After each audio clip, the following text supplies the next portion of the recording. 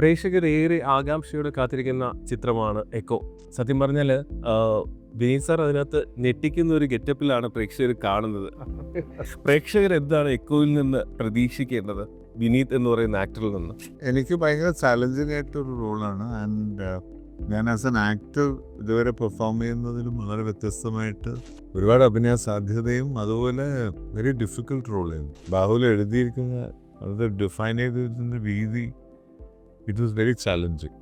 പക്ഷേ രഞ്ജിത്തിൻ്റെയും ബാഹുലിൻ്റെ ഒരു strong conviction, അതുപോലെ അവർക്ക് ആക്ടേഴ്സിനെ മോൾഡ് ചെയ്യാനുള്ള ഒരു പ്രത്യേക കഴിവ്, പിന്നെ എനിക്കൊരു പാഷൻ, അതായത് എനിക്കൊരു ചാലഞ്ചായിട്ട് ഇതെടുത്ത് അത് നമ്മൾ ചെയ്ത് പ്രൂവ് ചെയ്യണം എന്നുള്ള രീതിയിൽ I have done my best.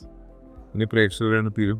ഈ പ്രത്യേകിച്ച് ഈ ഒരു പ്രോജക്റ്റിലേക്ക് ഏറ്റവും കൂടുതൽ വിനീത് എന്ന് പറയുന്ന നടനെ ആകർഷിച്ചത് ഇതിന്റെ സ്ക്രിപ്റ്റ് ആണോ, കിഷ്കിന്ദാകാന്ഡം ടീമാണോ? രണ്ടും. ബിക്കോസ് ടീം ഓഫ് കോഴ്സ് അവർ പ്രൂവ് ദംസെൽഫ്. എന്ന് എനിക്ക് മുമ്പ് പരിചയമുണ്ട്, രണ്ടുപേരും അറിയാൻ. അതിനുശേഷം ആ സ്ക്രിപ്റ്റും കൂടെ വായിച്ചപ്പം എൻ്റെ ക്യാരക്ടറിന് എത്രത്തോളം contribute, that is very important.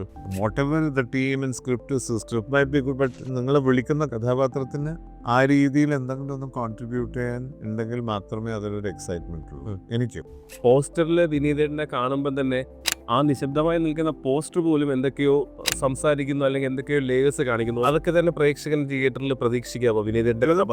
അത് ഞാൻ പറഞ്ഞു, ഇതൊരു എക്സ്ട്രോർഡിനറി തിയേറ്റർ എക്സ്പീരിയൻസ് ആയിരിക്കും ഈ പടം. ബിക്കോസ് നമുക്ക് ഡബിങ് സമയത്ത് കുറച്ച് കണ്ടിട്ടുണ്ട്, എല്ലാ സീക്വൻസും കണ്ടിട്ടില്ല. അത് ഇവരുടെ ഒരു വിഷനിലൂടെയാണ് വരുന്നത്. സ്ക്രിപ്റ്റ് വായിച്ചിട്ടുണ്ട്, സോ ആ ടോട്ടൽ സ്റ്റോറി ലൈൻ അറിയാം.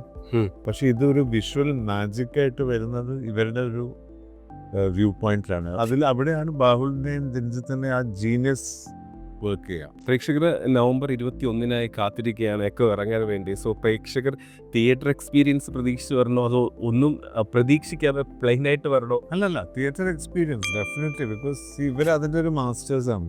വിഷ്വൽ ഇപ്പോൾ ബാഹുലിൻ്റെ ഒക്കെ സിനിമാറ്റോഗ്രാഫി ആയാലും അദ്ദേഹത്തിൻ്റെ ഫ്രെയിമിങ്സ്, പിന്നെ ആ സ്ക്രീൻ പ്ലേ ട്വീറ്റ് ചെയ്യുന്ന വിധം, ആ ക്രാഫ്റ്റ് ഉണ്ടല്ലോ, അതിൽ ഇവർ മന്നന്മാരാണ്. ഓക്കെ, അതിൻ്റെ ചെറിയൊരു അംശമാണ് ഈ ടീസറിൽ കാണിച്ചത്. അത് തന്നെ കണ്ടിട്ട് നമ്മളൊക്കെ അത്ഭുതപ്പെട്ടിട്ടുണ്ട്. ഒരു ഹോൾസം മൂവി എക്സ്പീരിയൻസ് ആയിരിക്കും. Okay, I'm sure about that.